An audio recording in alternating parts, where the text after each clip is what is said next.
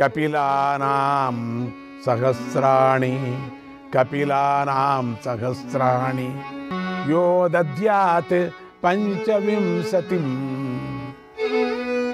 దోగ్రీణాం సచ పాపేభ్యః దోగ్ధ్రీణాంచ పాపేభ్యః సర్వేభ్యో విప్రముచ్యతే సర్వేభ్యో విప్రముచ్యతే. పాలిచ్చే 25,000 కపిల గోవులను దానం చేసిన వాడు అన్ని పాపాల నుండి విముక్తుడవుతాడు. ప్రాణం పోతుందనుకునే సమయంలో సజ్జనులకు దరిద్రులకు దూడలతో కూడిన 1000 పాడి ఆవులను దానం చేస్తే పాప విముక్తి కలుగుతుంది. నియమపరులైన బ్రాహ్మణులకు 100 కాంబోజ దేశపు గుర్రాలను దానమిస్తే వాడు పాప విముక్తుడవుతాడు. ఒక్కడికైనా కోరిక తీర్చేవాడు పాప విముక్తి పొందుతాడు. అయితే ఆ ఇచ్చిన దాన్ని గురించి చెప్పుకోరాదు.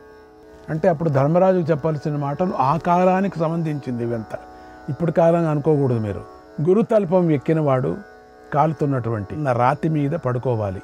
గురువు కోసం యుద్ధంలో మరణించిన మానవుడు పాప విముక్తి పొందుతాడు. అబద్ధాలతో బ్రతికేవాడు, గురువును అడ్డగించేవాడు ఆ గురువుకు ప్రియమైనది ఇచ్చి ఆ పాపం నుండి ముక్తుడవుతాడు. ఎవరిదైనా ధనం అపహరిస్తే వారికి మళ్ళీ అంత ధనం ఇవ్వాలి. చాలా ఉపాయాలతో ఆ పాపానికి పరిహారం చేసుకొని విముక్తి పొందాలి.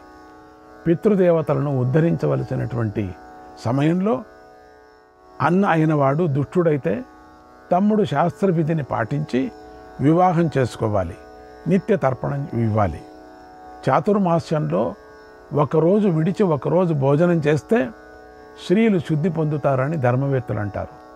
వివేకం గలవాడు శంకిత స్త్రీలను పొందరాదు. బూడిద పాత్రను శుద్ధి చేసినట్లు రజస్సు వారిని శుద్ధి చేస్తుంది. వాళ్ళను ఎంగిలి తగిలిన పాత్రను, గోవు వాసన చూసిన పాత్రను, పుక్కలించిన నీళ్లు పడిన పాత్రను 10 శుద్ధి క్రియలతో తోమాలి.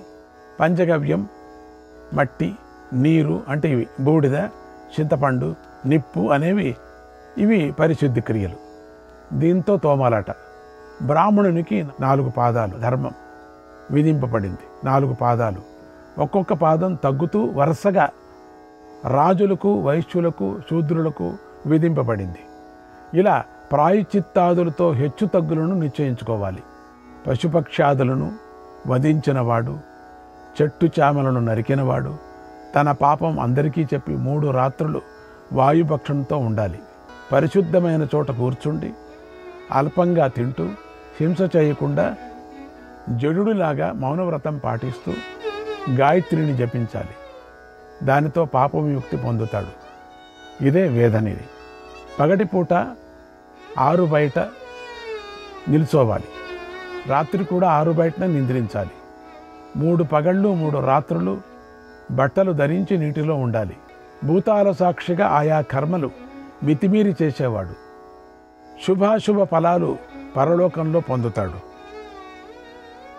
అశుభమైన పనులు చేసి మితిమీరినట్లు దానం, తపస్సు, యజ్ఞం మొదలైనవి చేసి శుభ ఫలాలను వృద్ధి చేసుకోవాలి. శుభకర్మలు చేస్తూ పాపకర్మ చేయకుండా నిత్యము దానపరుడై పాప విముక్తి పొందాలి. పాపానికి అనుగుణమైన ప్రాయశ్చిత్తం చెప్పాను. ఆ మహాపాతకాలు విడిచి మిగిలిన వానికే ప్రాయశ్చిత్తం విధింపబడింది.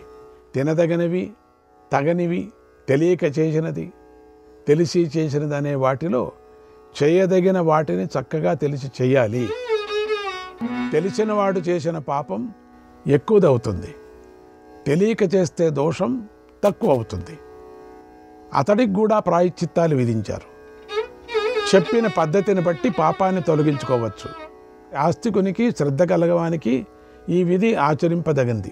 శ్రద్ధ లేని వారి పట్ల, గర్వద్వేషాలు కలవారి పట్ల ఈ ప్రాయశ్చిత్త విధి వర్తించదు.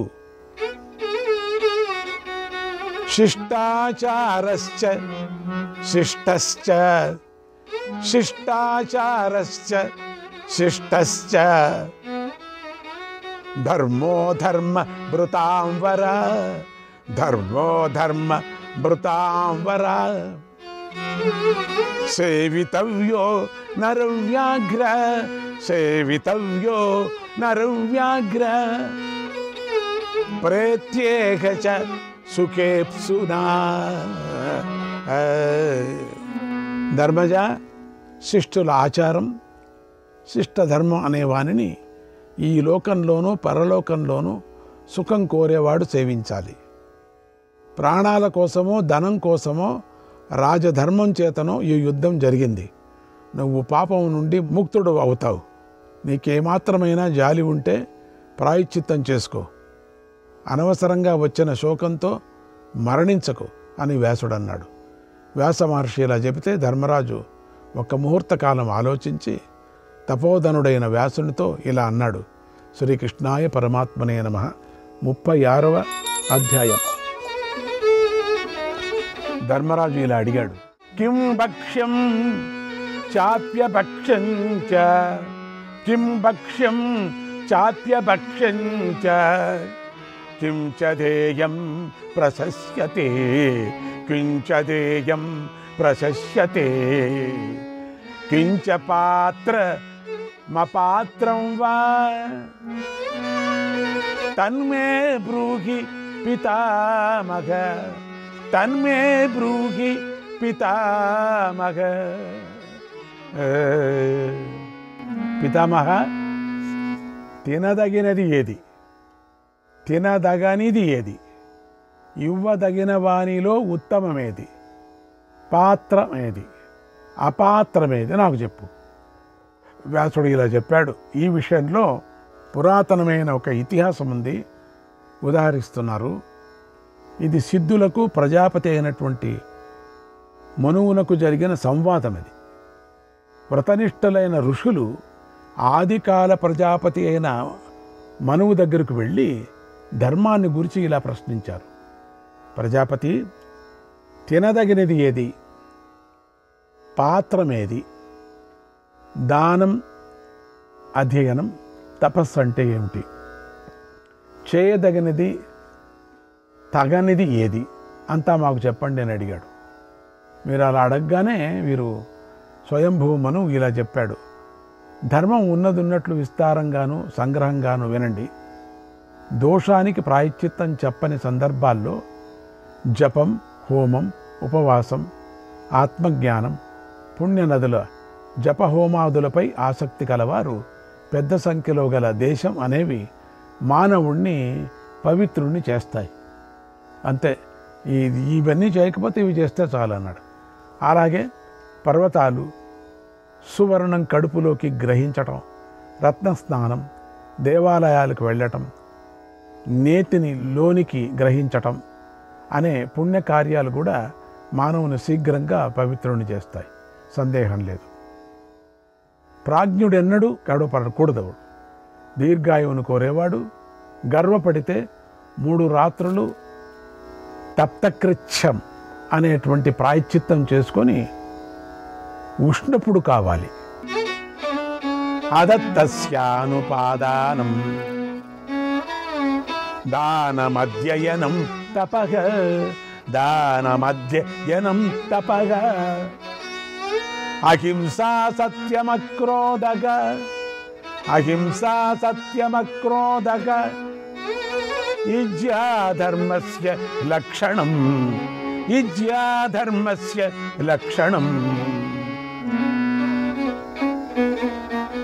ఇవ్వని దానిని తీసుకోకుండా ఉండటం, దానం, అధ్యయనం, తపస్సు, అహింస, సత్యం, క్రోధం లేకపోవటం, యజ్ఞాలు చేయటం, ఇది ధర్మ లక్షణం.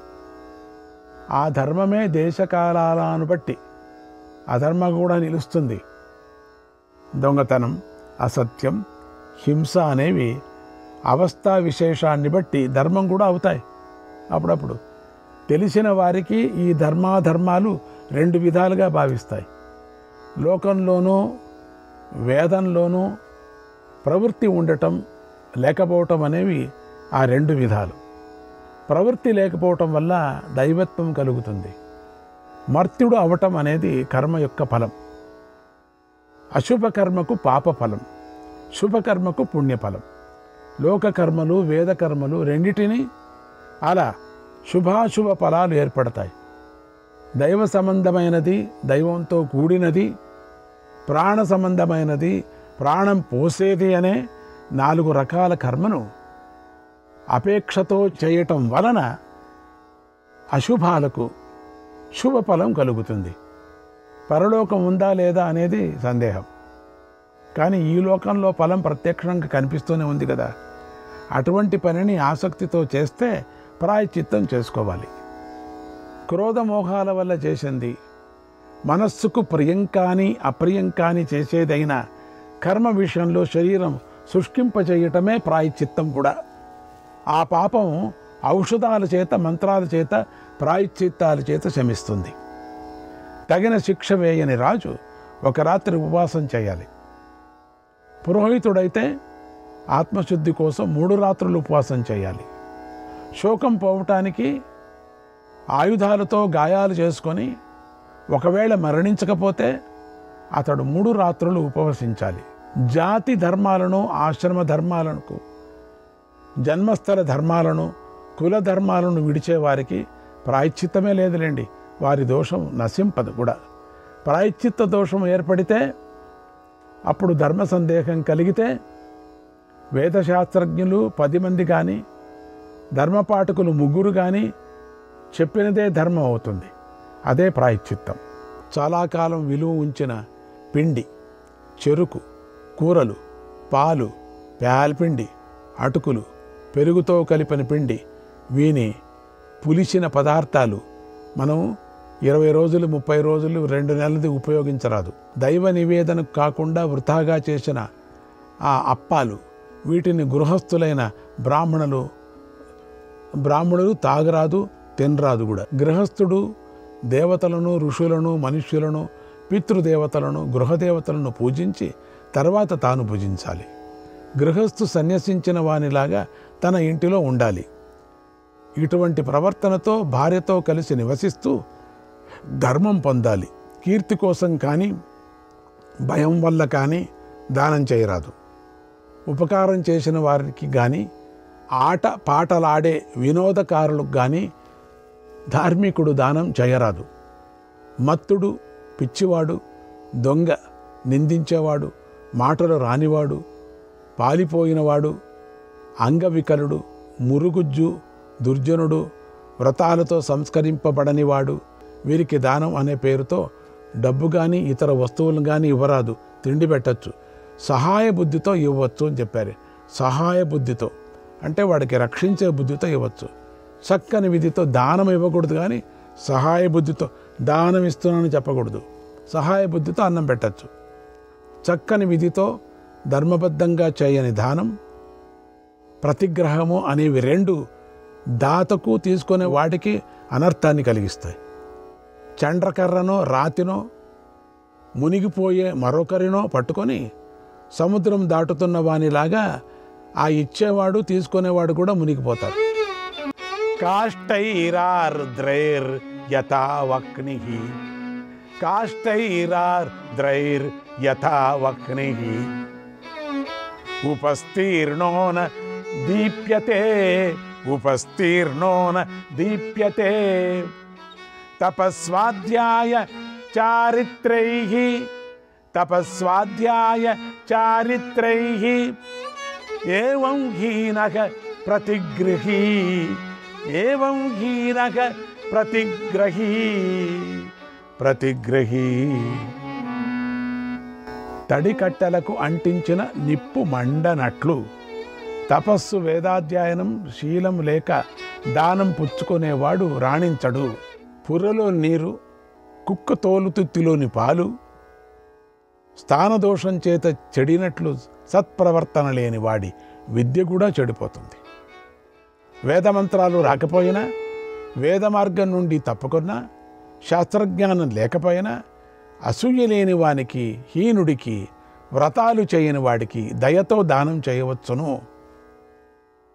దయతో, ఏమో పాపం ఇంక గతి లేదు కదా అని ఇతరులకు అపకారం చేసేవాడు దీనుడైనా సరే వాడికి దయతో దానం చేయరాదు. చూడు, వాడికి మాత్రం చేయకూడదు. ఇతడు ఆప్తుడు అనుకొని కానీ అలా ఇవ్వడం ధర్మం అనుకొని కానీ ఇవ్వరాదు. అపకారికి దానం చేయరాదు. వేదం విడిచిపెట్టిన బ్రాహ్మణునికి ఇచ్చిన దానం అపాత్ర దోషం చేత నిష్ఫలమని భావించబడింది. శ్రీకృష్ణాయ పరమాత్మనే నమః.